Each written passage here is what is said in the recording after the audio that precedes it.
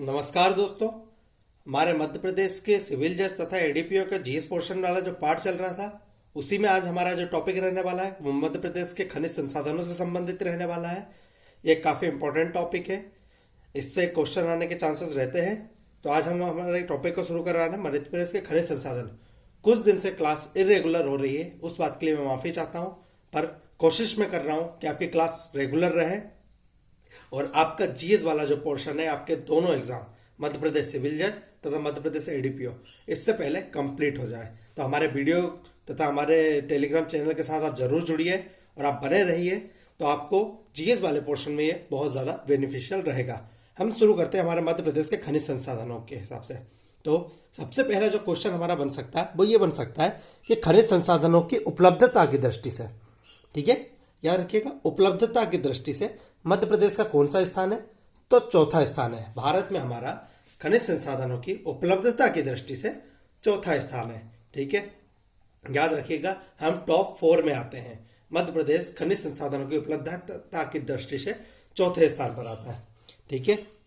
2017 और 18 का जो आंकड़ा देखा जाए उसके हिसाब से मध्य प्रदेश में खनन व उत्खनन में योगदान कितना है? मध्य प्रदेश के जो इनकम है या मध्य प्रदेश के जो जीडीपी है उसमें खनन और उत्खनन क्षेत्र का योगदान 4.47% है, याद रखिएगा, ठीक है। अब हम देखते हैं मध्य प्रदेश के महत्वपूर्ण खनिजों को। मध्य प्रदेश के महत्वपूर्ण खनिजों को जैसे क्वेश्चन जो बनते हैं हम सीधे उन्हीं से करेंगे। ज्यादा ऐसी बातें हम पढ़ने की कोशिश ना करेंगे जिससे बस ये टॉपिक लंबा हो और उससे क्वेश्चन ना आए। हम उन बातों को पढ़ेंगे जो इस इंपॉर्टेंट है और उससे क्वेश्चन आएंगे। पहला हमारा जो खनिज है वो है मैग्नीज। पहला जो मध्य प्रदेश का महत्वपूर्ण खनिज है वो है मैग्नीज, ठीक है। धारवाड़ क्रम की चट्टानों से निकलता है, ठीक है, पर इस प्रकार के सवाल कम आते हैं कि किन चट्टानों से कौन सा खनिज निकलता है। आप एक चीज याद रखते हो कि सारे धात्विक खनिज, जो धात्विक है, जो धातु है, वो सारे खनिज ज्यादातर धारवाड़ क्रम की चट्टानों से निकलता है। धा से धारवाड़, धा से धात्विक, याद रखिएगा, ठीक है। एक क्वेश्चन आ सकता है भरवेली एशिया महाद्वीप की सबसे बड़ी खदान है मैग्नीज की, याद रखिएगा। एशिया महाद्वीप की सबसे बड़ी खदान कौन सी है? भरवेली है। किस जिले में पड़ती है? तो ये बालाघाट जिले में पड़ती है, याद रखिएगा। क्वेश्चन क्या आ सकता है? भरवेली खदान किस खनिज से संबंधित है? तो मैग्नीज से संबंधित है। एशिया महाद्वीप की सबसे बड़ी खदान है, किस जिले में पड़ती है? तो बालाघाट जिले में पड़ती है, याद रखिएगा। किस जिले में पड़ती है? तो ये बालाघाट जिले में पड़ती है, ठीक है। सर्वप्रथम मध्य प्रदेश में खनिज सिहोरा, ठीक है, कहां से?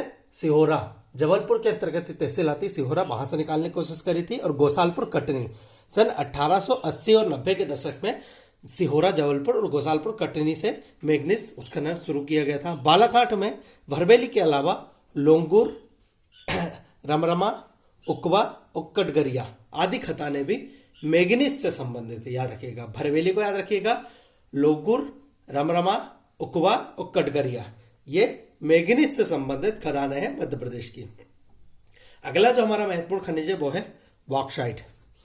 अगला जो हमारा महत्वपूर्ण खनिज है वो है बॉक्साइट। बॉक्साइट जो होता है एल्यूमिनियम का अयस्क होता है, ठीक है। इसके बाद देश में मध्य प्रदेश का 6वां स्थान है। बॉक्साइट में देश में मध्य प्रदेश का 6वां स्थान है, याद रखिएगा। मध्य प्रदेश का 6वां स्थान है बॉक्साइट में, देश में मध्य प्रदेश का, ठीक है। सबसे ज्यादा कटनी, दूसरे नंबर पर शहडोल, तीसरे नंबर पर जबलपुर, इन स्थानों से निकाला जाता है। सबसे ज्यादा कटनी जिले से, फिर शहडोल से, फिर जबलपुर से। एक क्वेश्चन जो सबसे ज्यादा बन सकता है हिंडाल्को, ठीक है। हिंडाल्को का जो प्लांट है वो उत्तर प्रदेश के रेणुकूट में है। हिंडाल्को का जो प्लांट है वो उत्तर प्रदेश के रेणुकूट में है। वहां पर जो बॉक्साइट की सप्लाई करी जाती है वो कहां से करी जाती है? तो याद रखिएगा, वहां पर बॉक्साइट की सप्लाई अनूपपुर से करी जाती है, याद रखिएगा। अनूपपुर से बॉक्साइट की सप्लाई करी जाती है हिंडाल्को के रेणुकूट के प्लांट से, याद रखिएगा। हिंडाल्को के रेणुकूट में जो प्लांट है वहां पर बॉक्साइट की सप्लाई अनूपपुर जिले से की जाती है। ये क्वेश्चन आ सकता है, ठीक है। इसके बाद कोरंडम जो एल्यूमिनियम का एक और ऑक्साइड है, कहां से निकलता है? पीपरी परकोटा सीधी जिले से, पीपरी परकोटा सीधी जिले से, ठीक है। इसके बाद लौह अयस्क, ठीक है। लौह अयस्क की स्थिति ऐसी है मध्य प्रदेश में कि छत्तीसगढ़ अलग होने के बाद हमारा ज्यादातर पोर्शन छत्तीसगढ़ में चला गया। छत्तीसगढ़ में बस्तर जिले में सबसे ज्यादा लौह अयस्क पाया जाता था जब मध्य प्रदेश और छत्तीसगढ़ सम्मिलित थे, एक थे। पर छत्तीसगढ़ अलग होने से हम एक लौह के रूप में समृद्ध राज्य नहीं है, ठीक है। फिर भी जबलपुर में लौह अयस्क पाया जाता है। क्वेश्चन आएगा मध्य प्रदेश में सर्वाधिक जो लौह अयस्क पाया जाता है वो जबलपुर जिले में पाया जाता है। इसके अतिरिक्त ग्वालियर, विदिशा, झाबुआ आदि जिलों में भी कुछ मात्रा में लौह अयस्क मिलता है। पर मध्य प्रदेश लौह अयस्क की दृष्टि से बहुत समृद्धशील राज्य नहीं है। हमारा जो अगला खनिज है वो है चीनी मिट्टी, ठीक है। चीनी मिट्टी अग्नि प्रतिरोधक जो मिट्टी होती है वो कहाँ है? रीवा जिले में सबसे ज्यादा निकलती है और जबलपुर में दूसरे स्थान पर। याद रखिएगा, रीवा जिले प्रथम स्थान पे है अग्नि प्रतिरोधक मिट्टी में और जबलपुर दूसरे स्थान पे अग्नि प्रतिरोधक मिट्टी में, ठीक है। अगला जो हमारा खनिज आता है वो आता है रॉक फॉस्फेट, ठीक है। रॉक फॉस्फेट का उपयोग क्या किया जाता है? रॉक फॉस्फेट का उपयोग फर्टिलाइजर के रूप में किया जाता है। याद रखिएगा, रॉक फॉस्फेट का उपयोग फर्टिलाइजर में किया जाता है। सबसे ज्यादा सागर जिले में, फिर छतरपुर में, फिर झाबुआ जिले में। सागर में, छतरपुर में, झाबुआ में। गुना में उर्वरक कारखाना है, याद रखिएगा, गुना में उर्वरक कारखाना है, वहां पर हम रॉक फॉस्फेट का उपयोग करते हैं, ठीक है। क्या नाम है उसका? National Fertilizer Limited. National Fertilizer Limited का कारखाना कहां पर है? ये क्वेश्चन भी आ सकता है, तो ये गुना में है। जब हम हमारे उद्योग वाले क्षेत्र को करेंगे तो हम मध्य प्रदेश के महत्वपूर्ण कारखानों को भी कर लेंगे। अगला जो हमारा खनिज है वो है एस्बेस्टस। ठीक है। किस जिले में मिलता है? तो झाबुआ तथा नरसिंहपुर। याद रखिएगा, झाबुआ तथा नरसिंहपुर में एस्बेस्टस, ठीक है। अगला जो हमारा खनिज है वो है सीसा किस जिले में मिलता है? दतिया तथा शिवपुरी जिलों में। मध्य प्रदेश के जो खनिज पूछे जा सकते हैं उनमें बॉक्साइट, मैग्नीज, इसके अलावा जिन खनिजों से पूछे जाने के चांसेस हैं वो कुछ अलग खनिज है जो एक ही जिले में मिलते हैं। दो जिलों में जो खनिज मिल रहे हैं उनसे क्वेश्चन आने के चांसेस कम है, पर हमें देखना है क्योंकि एक महत्वपूर्ण टॉपिक है ये, इसलिए हमें इनको देखना है, ठीक है। पर दो जिलों में से जो खनिज निकाले जाते हैं उनसे क्वेश्चन आने के चांसेस कम है, ठीक है।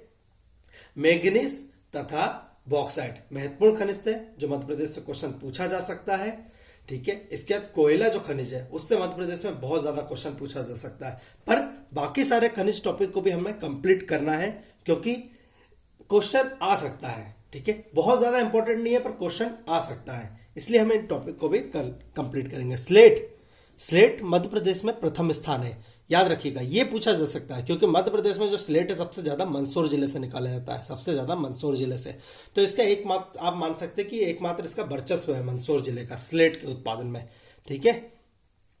अगला जो खनिज आता है वो डोलोमाइट। क्वेश्चन यही पूछे जाते हैं कि स्लेट का उत्पादन मध्य प्रदेश का किस जिले में किया जाता है? तो मंदसौर जिले में किया जाता है। अगला है डोलोमाइट चूना पत्थर में जब मैग्नीशियम कार्बोनेट की मात्रा 40 से 45% होती है तो हम उसको डोलोमाइट श्रेणी में रख लेते हैं, यानी एक अच्छी क्वालिटी का ही चूना पत्थर है। चूना पत्थर का उपयोग किस लिए किया जाता है? सीमेंट बनाने में, ठीक है। तो मध्य प्रदेश का इसमें भी प्रथम स्थान है, याद रखिएगा, मध्य प्रदेश का इसमें भी प्रथम स्थान है। स्लेट तथा डोलोमाइट भारत में मध्य प्रदेश का प्रथम स्थान है। किस जिले से निकाला जाता है सबसे ज्यादा? झाबुआ, अलीराजपुर, इंदौर तथा सीधी। झाबुआ, अलीराजपुर, इंदौर तथा सीधी। गेरू मिट्टी आप लोगों ने देखी होगी, गेरू में भी मध्य प्रदेश का प्रथम स्थान है। भारत में गेरू मिट्टी में भी मध्य प्रदेश का प्रथम स्थान है। यह क्वेश्चन भी पूछा जा सकता है कि किस किस खनिज के उत्खनन में मध्य प्रदेश का देश में प्रथम स्थान है।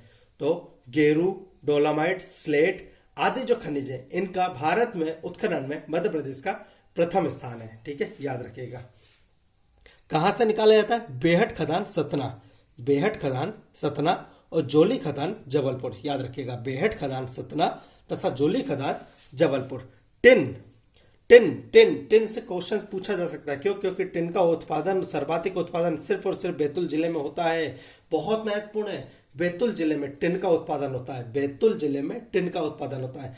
जैसे कोई एक ही जिला है जहां से कोई विशेष खनिज निकाला जा रहा है, जैसे स्लेट मंदसौर से निकाला जा रहा था, वो महत्वपूर्ण था। टिन बैतूल से निकाला जा रहा है, तो ये महत्वपूर्ण है, याद रखिएगा।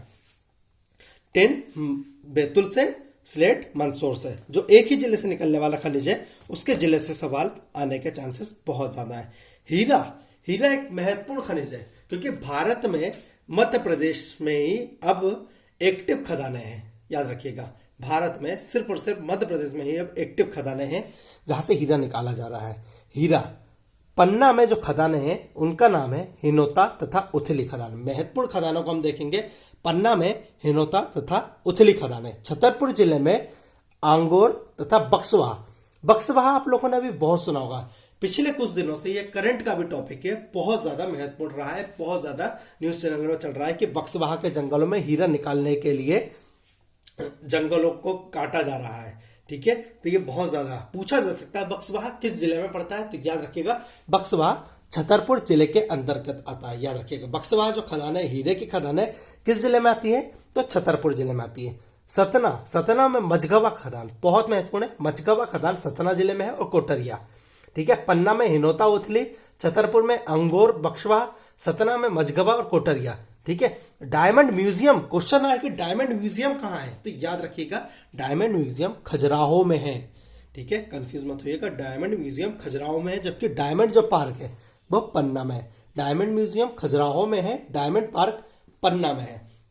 कंफ्यूज नहीं होइएगा, डायमंड म्यूजियम खजुराहो में है तथा डायमंड पार्क पन्ना में है। एक बहुत ज्यादा महत्वपूर्ण खनिज है, वो है टंगस्टन।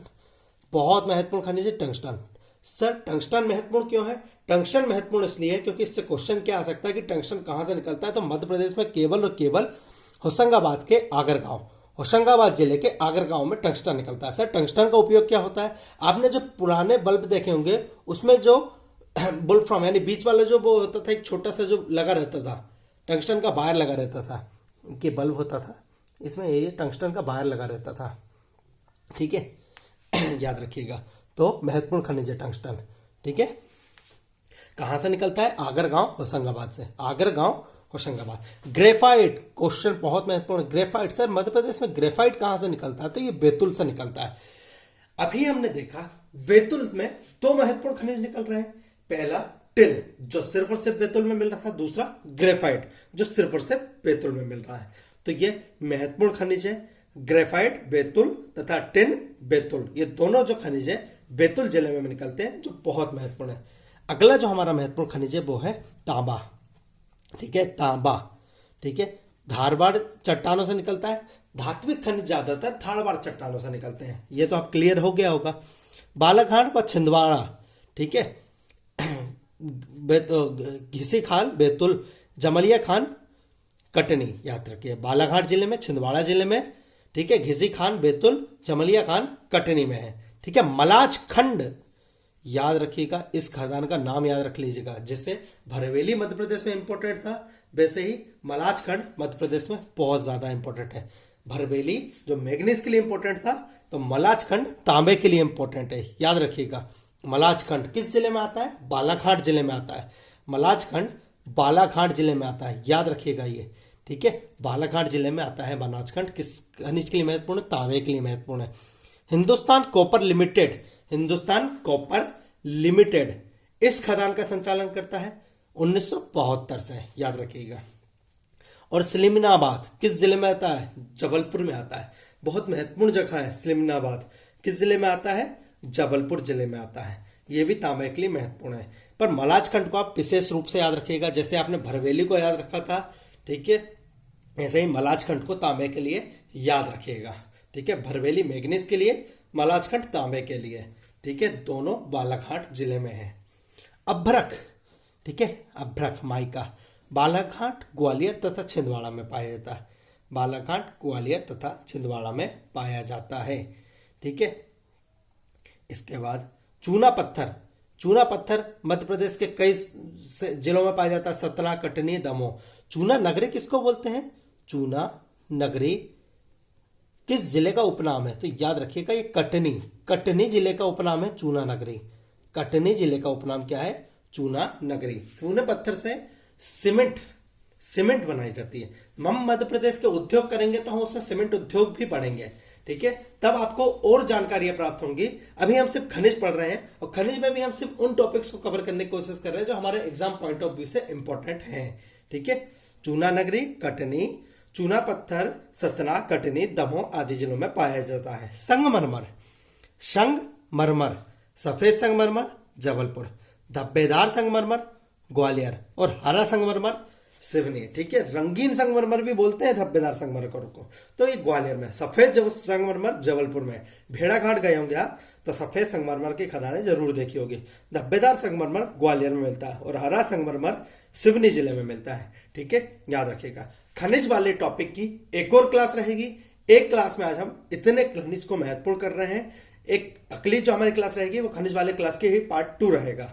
ठीक है, तो धन्यवाद दोस्तों। हमारे टेलीग्राम ग्रुप को ज्वाइन करिए। इस वीडियो को अपने दोस्तों के साथ जरूर शेयर करिए। हमारे चैनल को लाइक तथा सब्सक्राइब करिए। अगर आपकी कोई क्वायरी है या फिर आपका कोई क्वेश्चन है तो अपने कमेंट में हमें जरूर बताएं। ठीक है, धन्यवाद।